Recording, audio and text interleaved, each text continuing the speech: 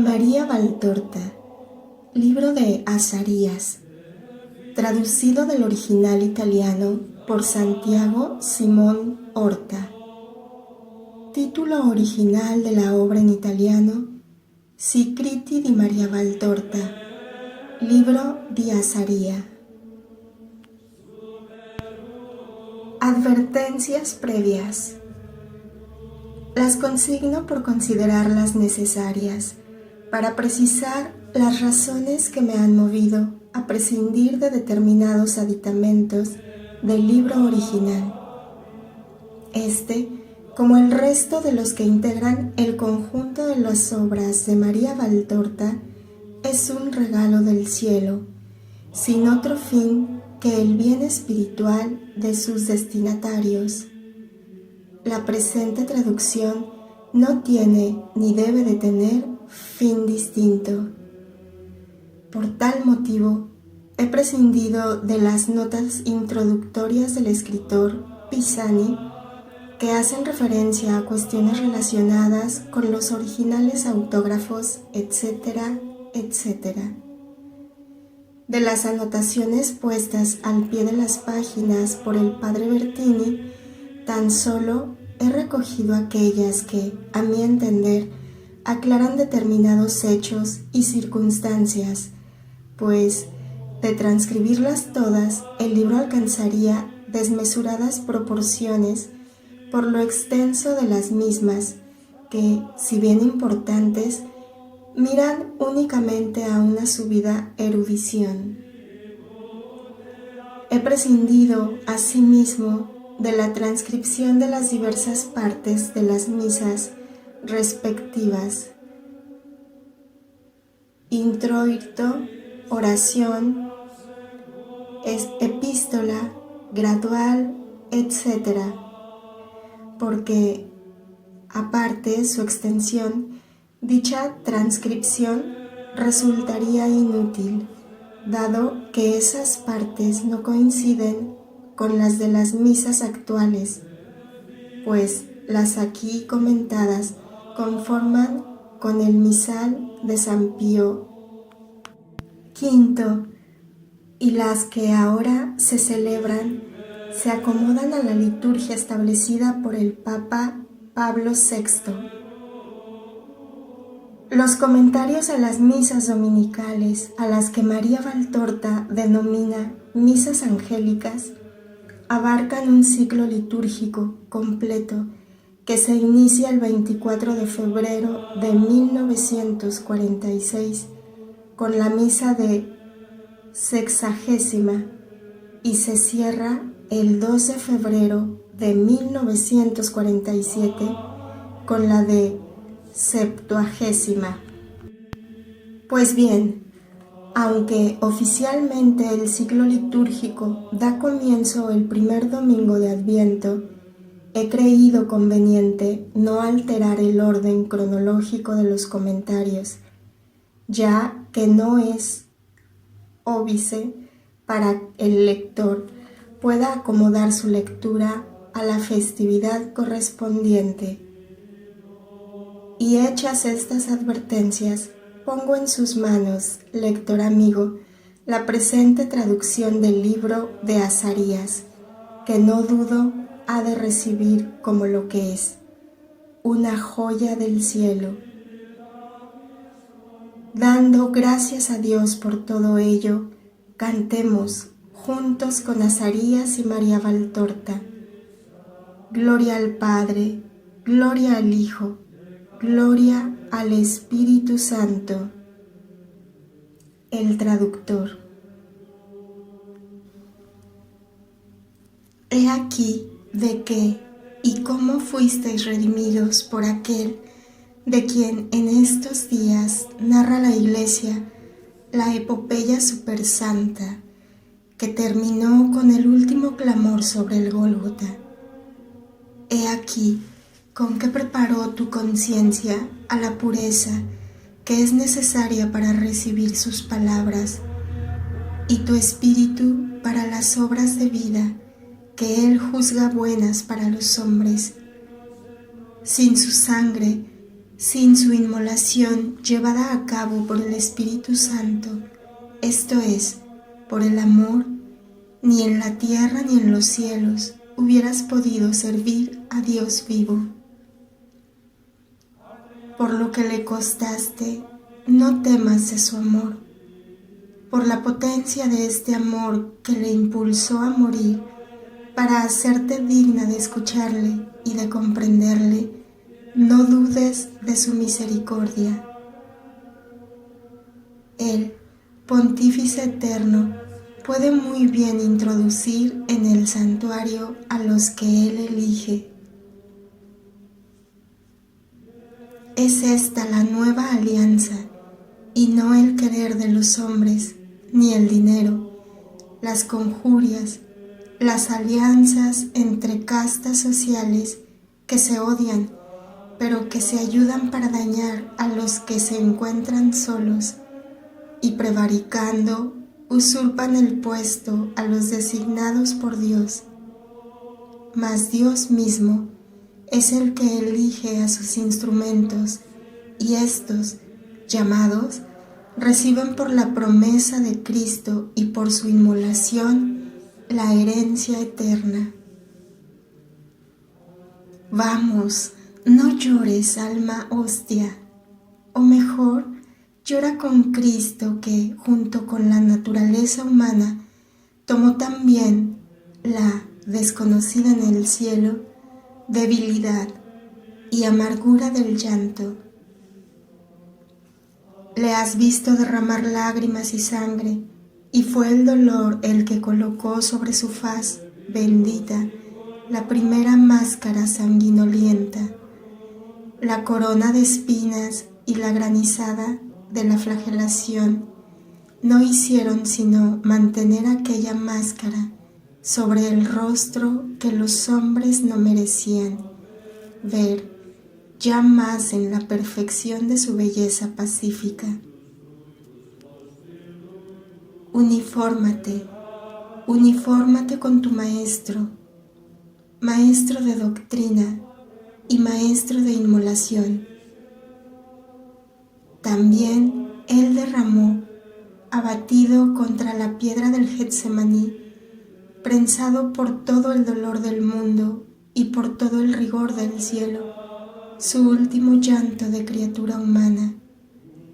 Su carne exhaló entonces su voz con un gemido ante el inminente espasmo: Señor, si es posible, pase de mí este cáliz.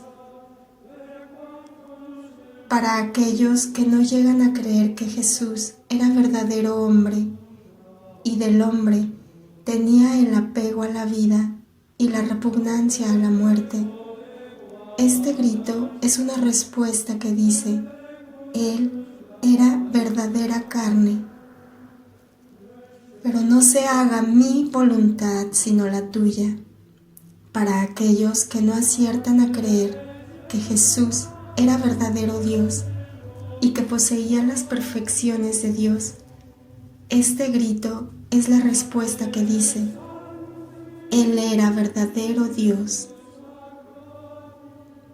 Para todos aquellos que no se arriesgan a creer que tú puedas ser la portavoz, tu vivir, tu padecer y tu morir, tras haber bebido todas las amarguras diciendo: hágase tu voluntad, constituye la respuesta que proclama que tú eres la portavoz que Dios tomó por un inescrutable misterio que solo en el cielo se conocerá, para hacerte instrumento de una obra de gran misericordia. Llora con él, con tu maestro en el dolor. Líbrame de las gentes desatinadas y declara: solo tú me puedes exaltar y salvar por encima de los adversarios y de los inicuos que no te conocen y que me odian a causa de tu nombre, que brilla en todas mis acciones. Llora con él tu prolongado abandono. Mucho es lo que me han atormentado desde mi juventud.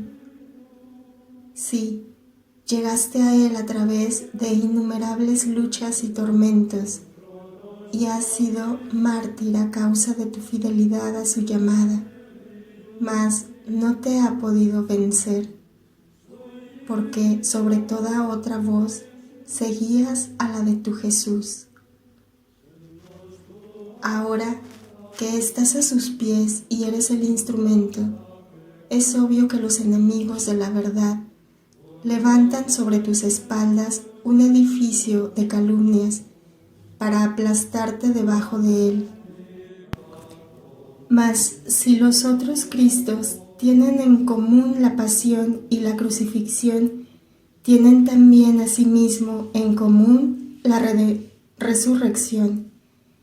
Y si los hombres, creyendo sepultarla para siempre, encierran en los sepulcros la voz de Dios, las fuerzas de la naturaleza, obedeciendo a Dios, sacuden las inútiles cerraduras y las piedras.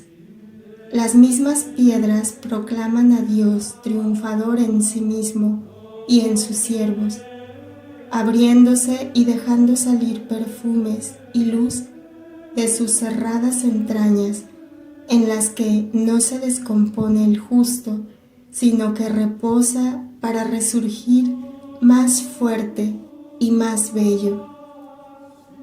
Entretanto, a la espera de esta hora, a quienes te quieren acusar y amedrentar con dudas, tú, fuerte, con la sinceridad de tus obras, respóndeles como lo hizo tu Maestro. ¿Quién de vosotros me puede convencer de pecado? Y a quienes te quisieran exaltar a través de la soberbia o hundirte a través del desaliento, respóndeles: yo no busco mi gloria, pues hay quien cuida de mí, mi Padre. La gloria que yo hubiera de darme o la que me hayáis de dar vosotros es nada, mas la que Dios me ha de dar con su paz eterna, en pago del honor que le he tributado, esa es la que vale. Quédate en paz, tendrás la vida por su palabra, por su sacramento de amor, por su sacrificio y por el tuyo de víctima. Bendigamos al Señor, demos gracias a Dios. Gloria al Padre, al Hijo y al Espíritu Santo. Mis penas provienen todas ellas de la comprobación diaria de cómo las palabras que Dios me ha dictado van pasando por las manos de todos, propagándolas, alterándolas y empleándolas sin aprobación alguna. Cuánto dolor me produce esta desobediencia a las terminantes órdenes de Jesús. Solo Dios puede calibrar la anchura y profundidad del tormento que estas desobediencias ajenas me producen. Pero es tiempo de pasión. 14 de abril del 46, Domingo de Ramos. Dice Azarías: no forma parte de la Santa Misa, aunque sí de la liturgia, la lectura que precede la bendición de las palmas. Un día, al comienzo de tu instrucción por parte de nuestro Santísimo Señor Jesús, te dijo Él: en las páginas del libro, en la historia de mi pueblo, se encuentran prefigurados bajo figuras y hechos los acontecimientos del futuro.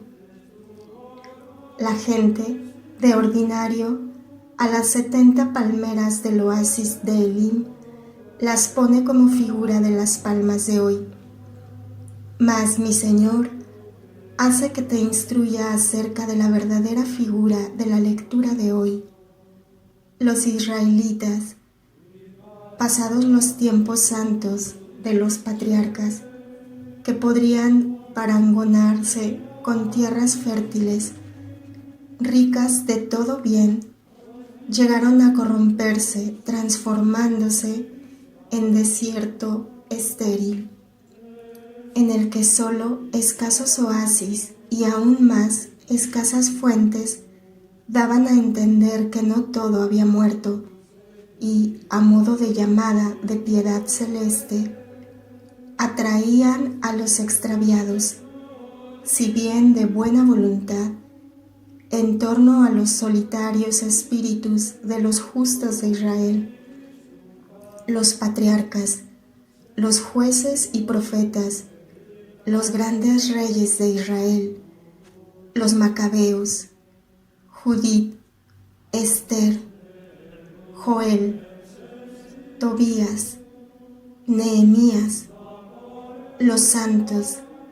He aquí las palmeras y las fuentes que brotaron solitarias en medio de la aridez desolada de la conciencia de Israel, que, ingrato, se alejaba de su benefactor, olvidando sus beneficios.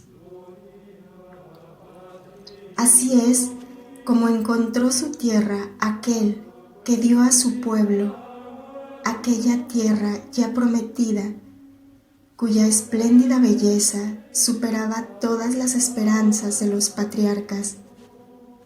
Y así la encontró Cristo, cuando bajó a cumplir la segunda parte de las grandes promesas hechas a Abraham, esto es, después de haberle dado a él y a sus descendientes la tierra vista en visión y una posteridad más numerosa que las estrellas, la de darle el Mesías nacido del seno de una hija de Abraham para redimir al mundo. Y Cristo, al pueblo que languidecía en la aridez del desierto, diole el oasis con 12 fuentes y 70 palmeras para que en él encontrase refrigerio, alimento y pudiese acampar en el oasis suministrado por el Salvador. Don verdadero de Jesús Santísimo fueron los 12 apóstoles dejados para perpetuar su magisterio y proporcionar a las almas el agua viva de la palabra divina y el alimento contenido en los sacramentos. Y don verdadero de Jesús Santísimo fueron también los 72 discípulos, coadjuntores de los apóstoles, que constituyeron con ellos el núcleo inicial de la Iglesia Apostólica, el oasis en torno al cual fueron haciéndose cada vez más numerosas las muchedumbres de fieles, el oasis que se ha dilatado fertilizando el suelo y venciendo al desierto hasta conseguir elevar sus gloriosas palmeras por todos los puntos de la tierra. El oasis que reconforta, el oasis que salva. Advierte esta verdad en la primera parte de la lectura de este punto del Éxodo, y nunca imites al pueblo que, entre las fuentes y palmeras de Elim, murmuró contra esta dádiva de nuestro Señor Jesucristo. La segunda figura es el pan del cielo, el maná, que el hombre no podía siquiera imaginar ni exigir. El maná que el hombre no podía procurarse a sí mismo, sino que es el Señor quien lo da libremente a sus hijos para que no mueran de hambre. El maná dulce y blanco que se da en su justa medida a todos aquellos que quieren nutrirse de él todos los días. Tan solo el enfrentamiento a los mandatos de Dios y las infracciones de su ley hacen que este santo alimento, dador de vida, se transforme en corrupción. Mas no por sí, pues es incorrupto, incorruptor e incorruptible, como aquel a quien ni la muerte corrompió, y que es Él mismo, con su cuerpo, sangre, alma y divinidad, tal como era en los días de su vida sobre la tierra. Ahora bien, sobreviene la corrupción al recibirlo en pecado, ya que es maldito el que se alimenta con las disposiciones de Judas, enemigo de la obediencia y de la justicia. Reflexionad sobre la palabra de Dios Santísimo, y así compruebe yo si Él camina o no según mi ley. En efecto, aquel que, alimentándose de la Sagrada Eucaristía, alimento que no se concede a los propios ángeles, sino que el infinito amor lo da a los hombres, no se santifica antes, sigue cual era o retrocede a peor.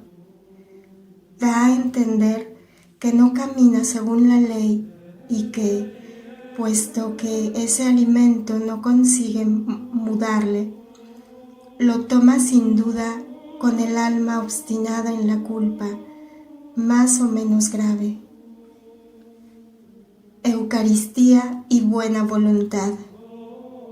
Eucaristía, amor de Dios y buena voluntad, amor del hombre, juntas ambas, no pueden producir sino santidad. La buena voluntad escombra el terreno de cuanto pudiera hacer improductiva a la semilla santísima que germina con la vida eterna.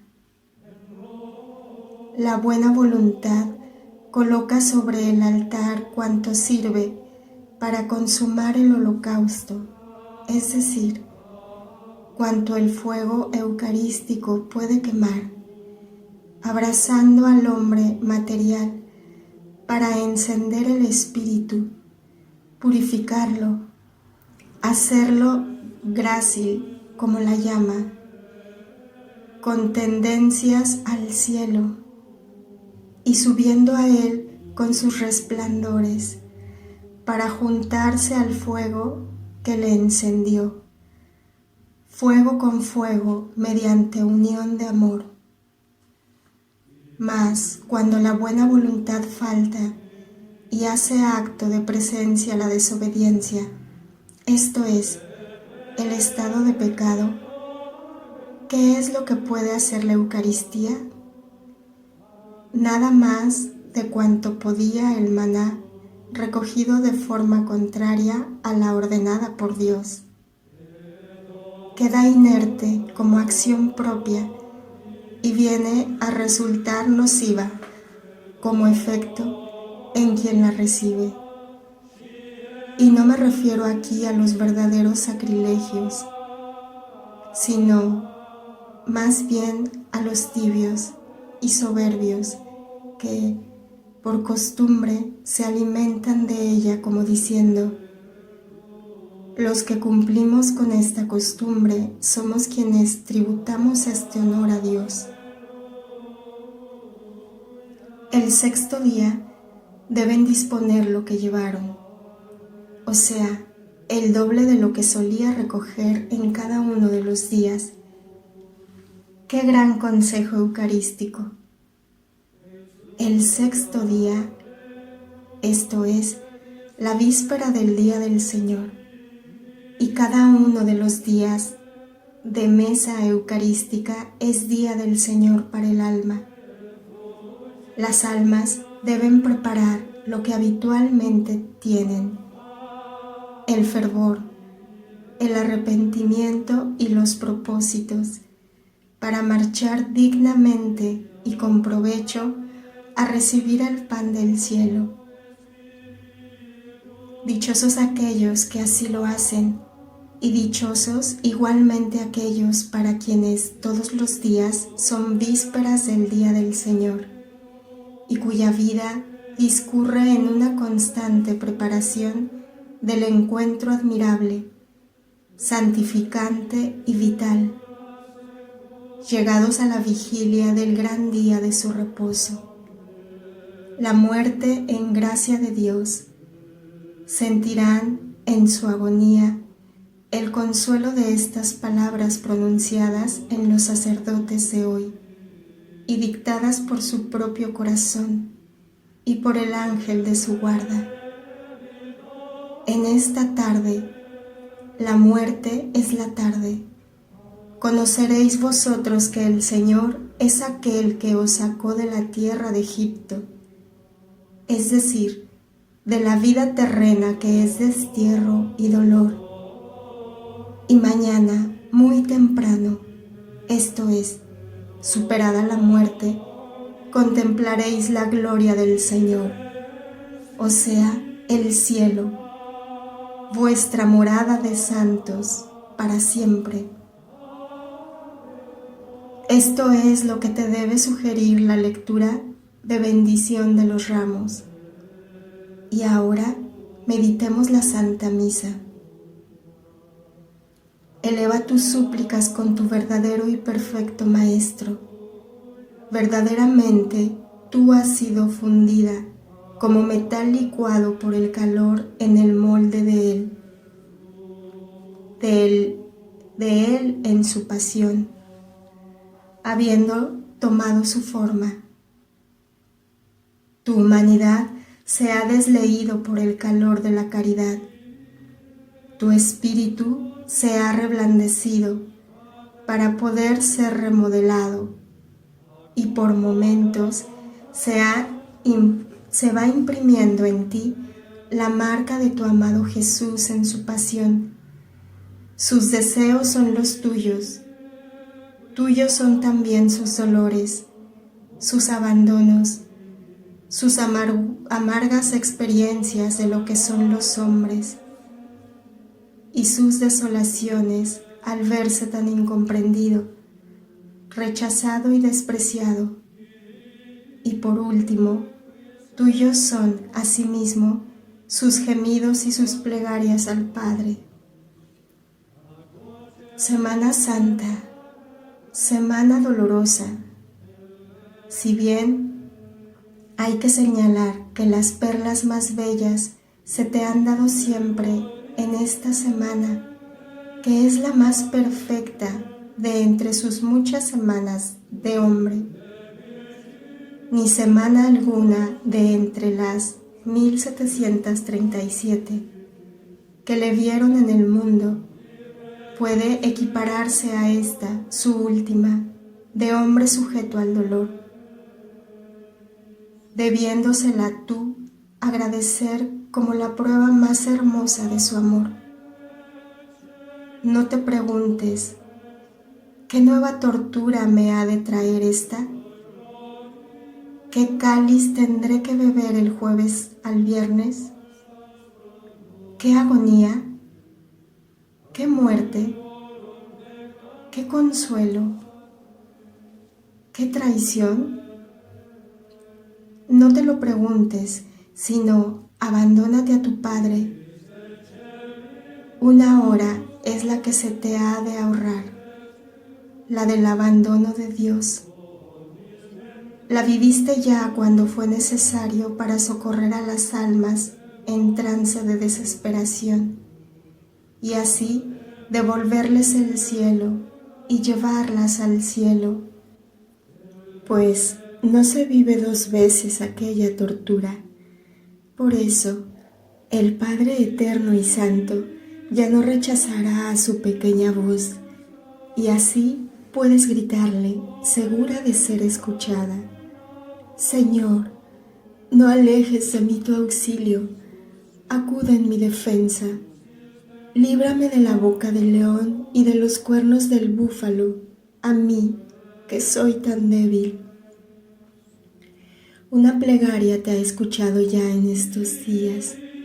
mas insiste en ella, puesto que aún hay mucho que hacer en aquella alma, y mucho más aún hay que hacer contigo, que realmente ves abierta sobre ti la boca horrenda que querría devorarte como portavoz, y ves apuntarte amenazadores los cuernos del búfalo diabólico que querría derribarte para terminar con la obra de Dios, y tampoco te ves defendida por quien, como prójimo, como fiel y como instrumento, tiene el deber de hacerlo. Hasta en esto conoces la lección de tu maestro, la fuga de los apóstoles y de los amigos al encresparse la tempestad contra el inocente, el pensamiento egoísta del hombre en todos los casos semejantes a este, una por una, que me salve yo, y de este modo abandonar sin heroísmo e injustamente al inerme en manos de sus acusadores. Mas Dios, por más que parezca ausente, está presente, y así Dios juzga y calibra. Dios defiende y, lo repito una vez más, jamás la injusticia humana podrá incidir sobre la justicia divina. Dios mío, vuélvete a mí. ¿Por qué me has abandonado? Sí, este es el grito del alma en sus horas de tinieblas, mas esto no lo condena a Dios, no es ofensivo para Él ni expresa desesperación. De otra suerte no lo habría gritado el Verbo Santísimo en el Getsemaní y en la cruz. En su lamento, que a los superficiales pudiera parecerles un reproche contra Dios, hay fe en su ayuda, en su presencia y en su justicia. Por más que las fuerzas del mal, triunfantes por breves tiempo, perezcan, negarlo todo e induzcan al alma con ello a hacerle temblar ante el juez perfecto, cual si fuera culpable. Son las fuerzas del mal que lanzan su anatema sobre los inocentes acusadores de delitos, a fin de abatirlos hasta en el espíritu y alejarlos de la salvación. Oh, alma mía, víctima expiatoria y redentora de los pecados de los hombres, víctima que se ofrece para continuar la obra redentora de Jesús, por más que te vieses cargada de pecados y de acusaciones de pecados, como lo estuvo Cristo en aquellas horas tremendas, piensa que todo ese peso es externo y exterior el ropaje. No hay culpa en el espíritu ni lepra sobre él, como tampoco el vestido se encuentra manchado, cosas todas ellas que harían que se te lanzara del convite de Dios.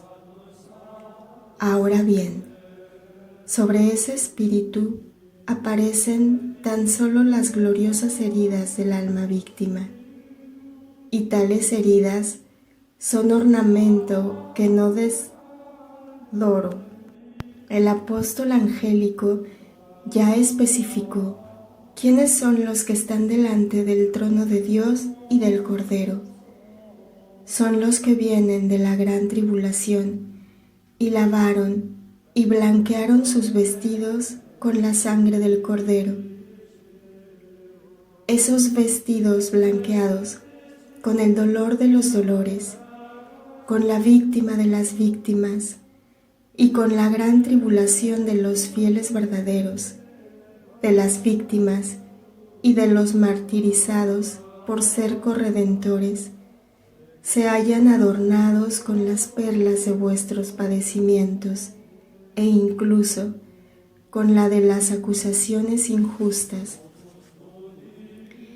No temas, alma mía, ni te lamentes si te humillan y crucifican. Lo dice la oración. Por humillarse, revistiéndose de carne mortal y someterse a la muerte de cruz, el Verbo Santísimo se hizo Salvador. Tú, pequeña voz, hostia voluntaria, únete e incluso supera la súplica de la oración y trata no solo de merecer la acogida de las enseñanzas y frutos del sacrificio vital y mortal de Cristo, sino también de ser como Él y con Él humillada y crucificada para salvar gran número de almas. Salvar es más importante que ser salvado, pues presupone la afirmación de que el pequeño Salvador es ya un salvado, ya que solo donde vive Dios con la plenitud de sus gracias se da la virtud heroica, y es virtud heroica el amor a la cruz, al dolor y al holocausto por amor de aquel amor grande que tiene, aquel que da su vida por los hermanos, y porque salvar quiere decir ser otro Cristo. Por la paciencia llegarás a la gloria y a la resurrección en el cielo, en Dios, para siempre, tras la muerte que es la vida sobre la tierra. Vamos a leer a Pablo. Tened en vosotros los mismos sentimientos de Jesucristo. He aquí el modelo. No dice Pablo, de este o aquel santo, sino que os dice de Jesucristo. Dijo Cristo, sed perfectos como mi Padre que está en los cielos. Es obvio, aun por humana y recta reflexión, que por más que Cristo no hubiese sido sino un gran profeta, se habría esforzado como ninguno, poniendo en práctica lo que enseñaba para alcanzar la perfección de su Padre. Y en verdad, Jesús es el espejo de la perfección celeste del Dios triniforme.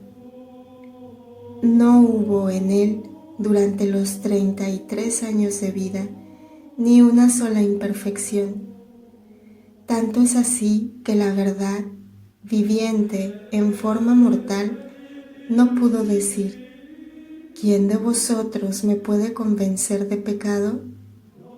Y próximo a morir, en esa hora en la que ningún hombre miente, sino que solo el que es siervo de la mentira, repitió ante el pontífice, yo he hablado delante de todos y nada he dicho en secreto.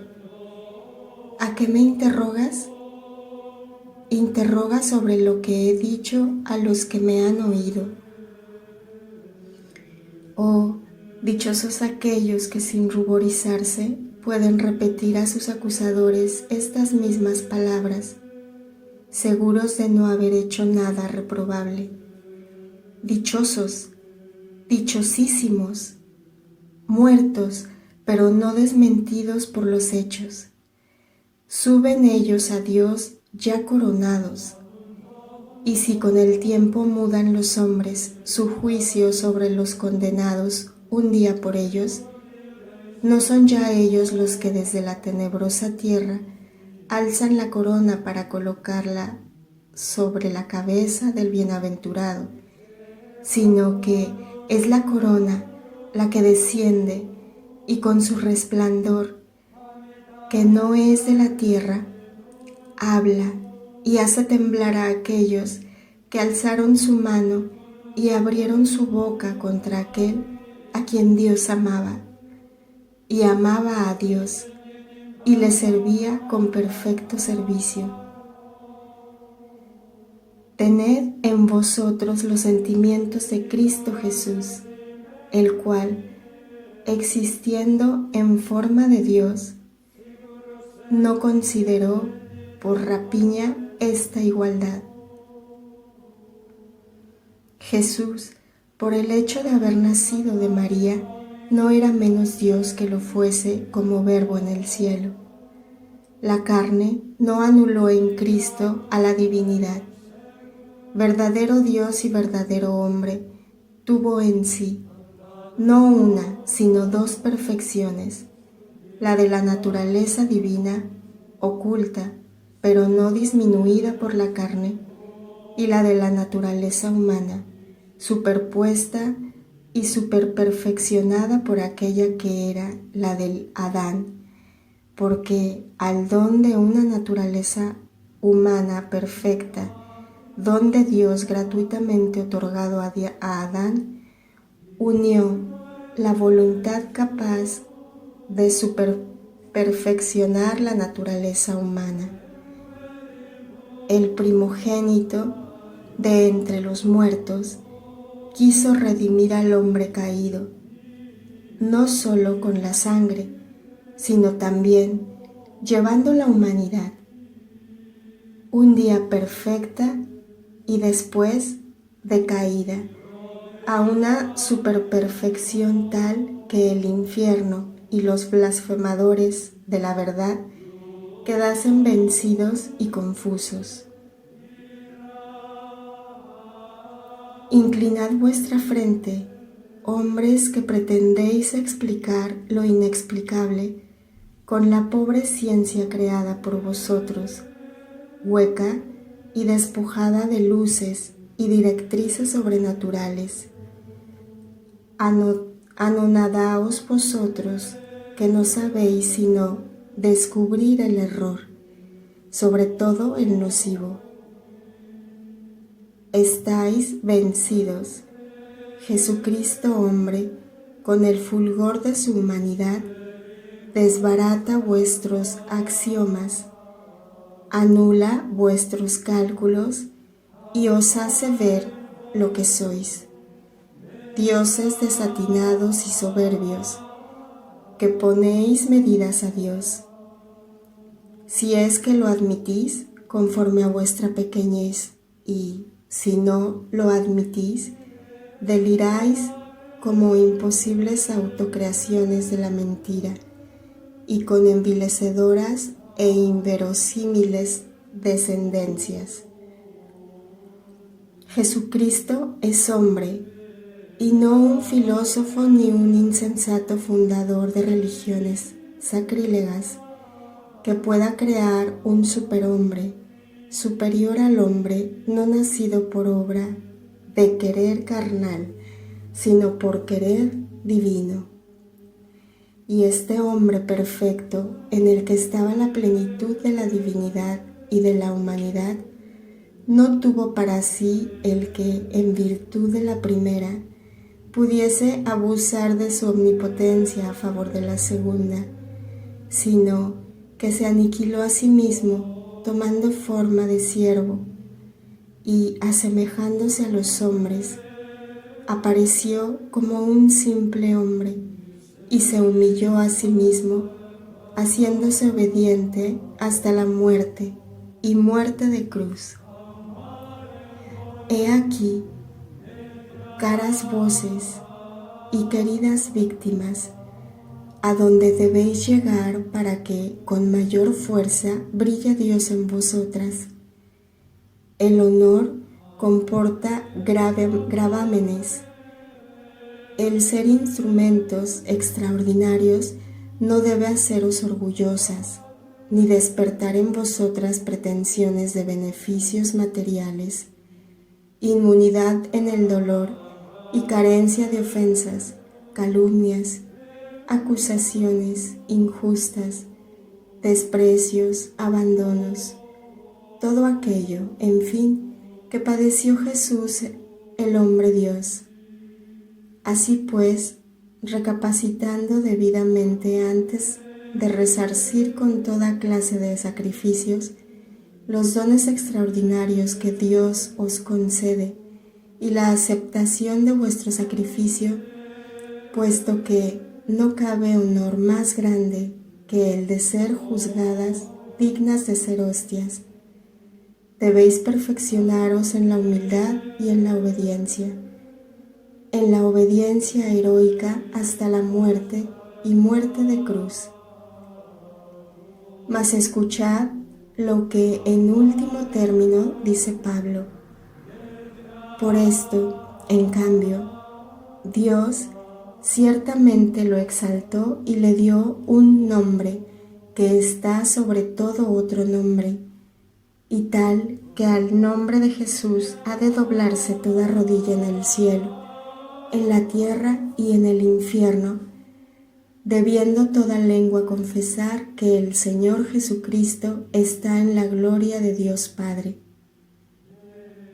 Guardando las debidas proporciones, oh, no temáis, queridas almas víctimas y voces, pues Dios os dará un nombre que está por encima del que os dieron los hombres, un nombre que ya está escrito en el cielo, y día vendrá en que, por un espacio de tiempo, al menos, las rodillas de los hombres que no merecieron estar a la derecha del Señor y Juez habrán de doblarse ante los triunfadores, y vuestros nombres les será dado a conocer, con lo que más de uno de aquellos que, con juicio honrado, os juzgaron, empalidecerá ante la verdad.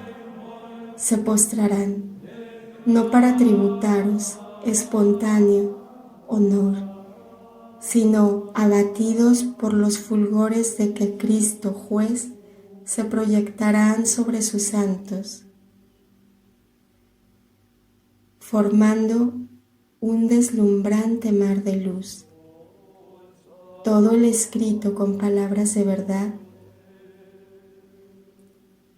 con nombres de verdad, y la verdad separará para siempre a los ciegos voluntarios de los regocijados videntes, y la luz se estabilizará en la gloria con sus elegidos, mientras que las tinieblas engullirán a las tinieblas, y allá, en el abismo, será el alarido de angustia y el reconocimiento desesperado de quienes no supieron conocer a Dios, reconocerle en sus siervos, ni en las obras de estos. Reverberó el nombre de Jesús, escrito sobre la frente de los santos, de los que ninguno será desconocido. El nombre de Cristo grabado 144,000 veces sobre la frente de los santos, y dardos de luz lanzados para fulminar a los 144,000 veces culpables que negaron a Dios en sus criaturas predilectas, a las que torturaron con sus negaciones. Merece, alma querida, sufrir la cruz para aquella hora. Pon tu diestra en la mano del Cordero que sube a su calvario y déjate conducir a su beneplácito, a fin de que después seas conducida con honor a donde los marcados con el nombre de Jesús aguardan la hora de la revista triunfal. Cuán bueno es el Señor con los rectos de corazón, qué bueno, pero vela y vigila para que tus pasos no salgan del camino y no murmure tu corazón contra la justicia, viendo el triunfo momentáneo de los pecadores. También Cristo lo vio y lloró gritando: yo me dirijo a ti, clamando, y no me escuchas. Pues bien, soy yo ahora gusano, que no hombre, oprobio de los hombres y desecho de la plebe. Todos cuantos me ven se mofan de mí, murmuran entre dientes y mueven la cabeza diciendo: pues espero en el Señor, que le libre y le salve, ya que tanto le quiere. Y tras haberse burlado de mí, me despojan y se reparten mis pertenencias echando suertes sobre mi verdad, cual si fuese objeto de una apuesta. Oh pudor santo de Cristo, no solo por el velo de la carne que quedó sin él, sino más bien por la verdad menoscabada, despreciada y alterada, para presentarla como ridícula y sacrílega, cual si fuese obra de un loco o de un demonio.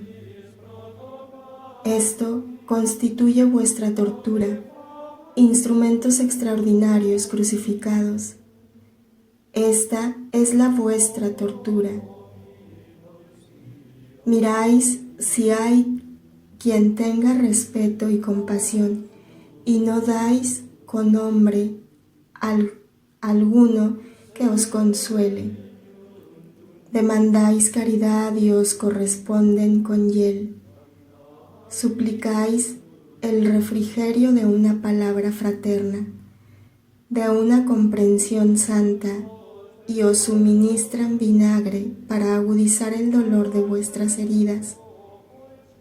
Póstrate y ruega con tu custodio: Padre, si no es posible que se aleje de mí este cáliz sin que yo lo beba, que se haga tu voluntad. Esta es la gran palabra que muchos, que son severos con sus hermanos, no la saben decir por su parte. Mas dila tú, a fin de inclinar al Señor a que dé cumplimiento a tus justos deseos. Bendigamos al Señor. Demos gracias a Dios. Gloria al Padre, al Hijo y al Espíritu Santo. 21 de abril, Pascua de Resurrección. Dice Azarías: mi Señor me ordena que te transmita estas palabras, las palabras del introito que figuran en la liturgia, cual si yo se las dijese a mi Padre, te las dirijo a ti para tu consuelo. Cree en mi palabra, yo he resucitado y estoy a la sazón contigo. Tener al Señor consigo es certeza de ayuda, de paz y de no haber desmerecido. Consérvate en esta unión y no temas. Hace ya más de 2 meses que en nuestras santas misas te vengo diciendo: no temas, y un ángel no pronuncia vanas lisonjas, sino que dice lo que es verdad. Así pues, en el nombre de Dios, yo, tu custodio, te aseguro que no tienes por qué temer, pues Jesús Santísimo está contigo. Su mano traspasada la tiene sobre ti para defenderte, y Él, la sabiduría encarnada, te instruye y te habla con una sabiduría maravillosa que supera todas las sabidurías. Para conservar estos dones, nada tienes tú que hacer, sino conservarte de suerte que puedas siempre decir con verdad ante aquel a quien se le puede engañar: tú me escrutas, Señor, y me conoces. Que estés sentado o de pie, tú ya lo sabes. Tú sabes, oh Dios omnividente, si yo me siento, es decir, si me dejo invadir por la desidia espiritual, o si me levanto, tal vez, para dar batalla continua a las fuerzas del mal que querrían borrarte a ti en mí y apagar la luz que de ti me viene, para convertirme en tinieblas. Tú conoces la verdad de mis actos y de mis sufrimientos, y en nombre, como recuerdo de todas las veces que tu Verbo encarnado fue mal juzgado por haber sido el conocimiento, te ruego que me sostengas y me defiendas en los desconsuelos que me ocasionan los hombres obtusos, que olvidan el no juzguéis que enseñó el Verbo y juzgan hasta de lo que ignoran. Es el destino de aquellos que son los segregados, según la expresión paulina, el de no ser comprendidos. De esto ya te ha hablado desde hace mucho tiempo mi Señor, y por reverencia no repito sus lecciones, mas tú las puedes leer para así comprender y compadecer la incapacidad de los hombres en entender a los segregados por Dios. En el cielo, donde ya no habrá diferencias, pues todas las inteligencias, toda la sabiduría, toda la justicia y toda la caridad se darán en igual medida con idéntica posesión de Dios. Se entenderán tanto los que no se vieron comprendidos por seguir una vía extraordinaria, como aquellos que llegaron al mismo reino santo de Dios, recorriendo una vida ordinaria. Por ahora existe y persiste la incapacidad de entenderse, como existió para Cristo con sus contemporáneos, y como existió igualmente entre los primeros apóstoles y discípulos, por más que les uniera un mismo fin y tendieran a una misma meta. Los hechos hablan al respecto. Con todo se amaban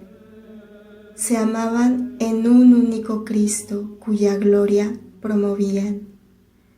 Mas eran grandes espíritus en cuerpos humanos y por tanto sujetos aún a las reacciones y miserias del hombre.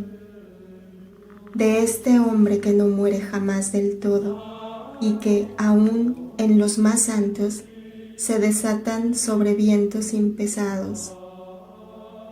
Y aquí está la clave de tantas explicaciones dadas a aquellas disensiones e incompatibilidades que aún permaneciendo en la superficie del bloque magnífico, base de la Iglesia Apostólica, lo rayaron, dando pie a sus enemigos para criticarla y tratar de rebajarla.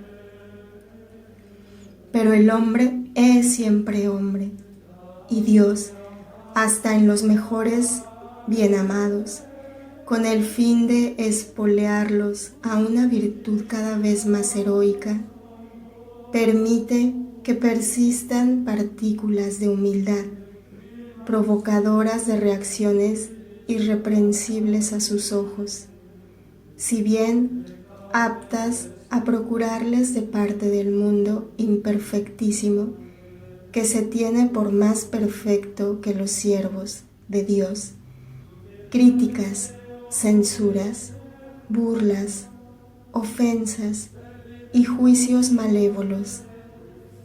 Estas partículas no impiden el designio de Dios y del alma de tender a la perfección y de arribar a ella. Antes ayudan manteniendo al alma baja y podada de la rampa ponzoñosa, la más ponzoñosa, salida del árbol maligno de Lucifer, de la soberbia. La unión de los infinitos méritos de Jesús con la buena voluntad del hombre y con la humildad que vuestras propias debilidades e imperfecciones alimentan, hace que por la gracia, inspiradora de santos deseos, y por la muerte y resurrección gloriosa del Hijo unigénito de Dios, podáis ver cumplidas las aspiraciones que Dios puso en vuestro corazón, y por las puertas de la eternidad, de nuevo abiertas por la victoria inmolada y por el triunfador eterno, consigáis arribar al reino feliz que no conoce término. Mas para ello es preciso, como dice Pablo, hacer desaparecer el viejo fermento. El fermento de las pasiones se renueva con mayor prontitud que el que produce la levadura de la harina, que el alma de casa deslíe teniéndola al calor. El alma voluntariosa lo aparta de continuo, volviéndolo siempre a encontrar. El mundo, los acontecimientos, las desilusiones, las constataciones, los gozos, las penas, todo contribuye a poner en el alma un fermento de malicia, de impureza, de mentira y de rebelión. No, almas queridas, uno solo es el fermento que debe hacer en vosotras el santo, puro y verdadero de la palabra de Dios, del amor de Dios, porque la palabra es amor. La palabra se inmoló igualmente para poder instruiros ahora.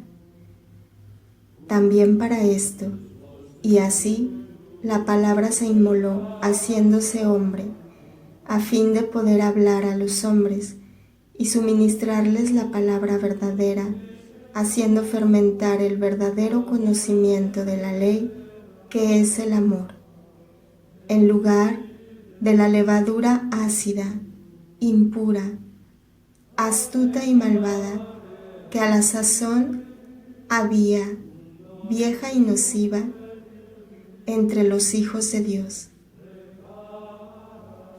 La palabra se inmoló, haciéndose víctima para traer al Paráclito, levadura de amor, por el cual todas las partículas de la harina del trigo Jesús, sus innumerables palabras, se hinchasen fermentando en las inteligencias humanas, en pureza, verdad, sabiduría, comprensión y santidad.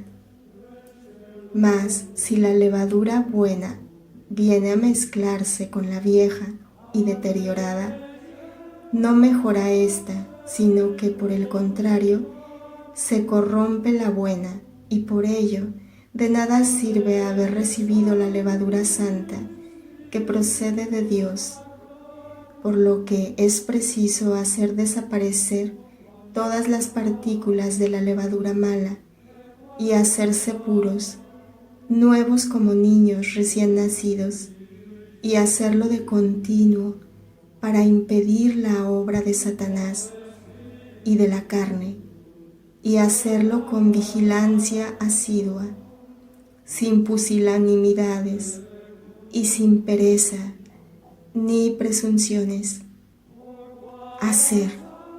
Hacer y hacer, puesto que mientras el hombre está sobre la tierra, Satanás y el mundo no dejan de hacer, y recibir siempre de nuevo en el corazón limpio la levadura santa, y así podáis ser siempre pasta nueva, sin mohos, sin corrupciones, modelada según la forma de Dios y digna de Él. Este día, como todo lo que existe, fue hecho por Dios.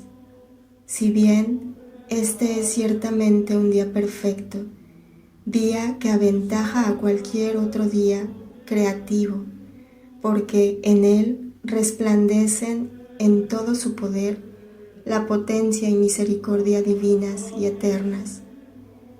Solo un Dios podía forzar a la misericordia a hacerse víctima por los pecadores, y solo un Dios podía resucitar por sí mismo para acreditar ser verdadero Dios, como con la muerte había acreditado ser verdadero hombre, expresando con ello que la vida, es decir, Dios, es más poderoso que la muerte.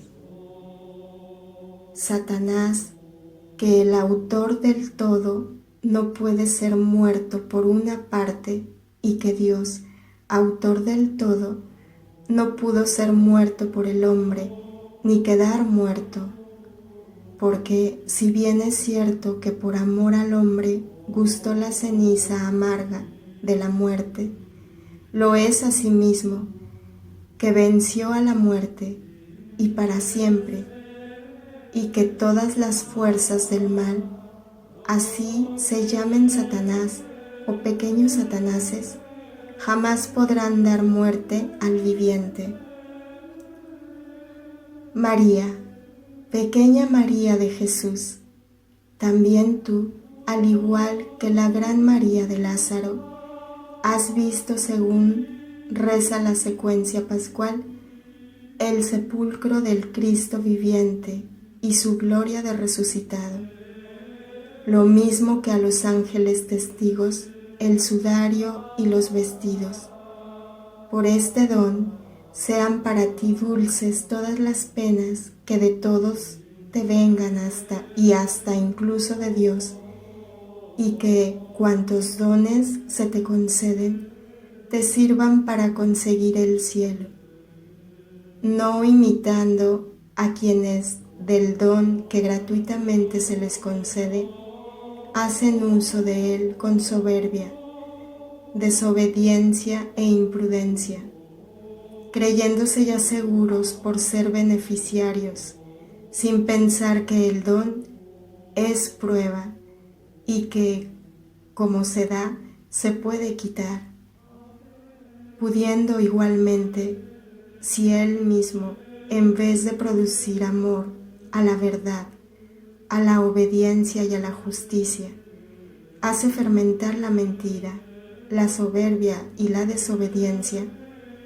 ser privado de la inmediata posesión del premio eterno, o sin la ingratitud del beneficiado llega a ser grave, verse excluido para siempre de la posesión del premio que es Dios mismo. Los judíos, los príncipes de los sacerdotes, los escribas y fariseos, contaron con tiempo sobrado para reconocer sus yerros y beneficiarse del don infinito del Verbo, hecho hombre, otorgado a Israel, hasta el momento en que la justicia dijo, basta. Después, cuando ni las señales de los elementos, ni el cumplimiento de las profecías, cuando ni el nuevo sobresalto de la creación al tornar la respiración al cuerpo exánime, lograron doblegar ante la verdad las mentes soberbias de Israel. Después fue Dios el que se levantó para hacer justicia. Y justicia fue, paciente justicia, la clara separación entre machos cabríos y cabríos, o sea, entre los que abiertamente rechazaron el don y aquellos que, como Gamaliel y otros que, después de expirar Cristo, fueron golpeándose al pecho y diciendo, hemos pecado. Él era lo que decía ser. Que Dios tenga piedad de nosotros. Si bien no eran todavía corderos, pero sí estaban ya predispuestos a hacerlo. Fueron separados justamente con divina justicia de los indómitos e infernales cabrones que del don de Dios hicieron su ruina. y de entre ellos que, de cabritos, supieron cambiarse a corderos, y a los que la misericordia concedió el perdón por su arrepentimiento. ¿Cuántos hay entre los santos que, con la Virgen Madre, con los apóstoles y mártires, son enumerados en el prefacio y recordados e invocados hoy, para que ayuden a los que viven en la tierra a llegar a ser los vivientes del cielo, uniéndose a sus oraciones y ofrendas, a fin de que sus días de creyentes discurran en la paz espiritual y no sean castigados con la condenación eterna, antes contados en la grey de los elegidos.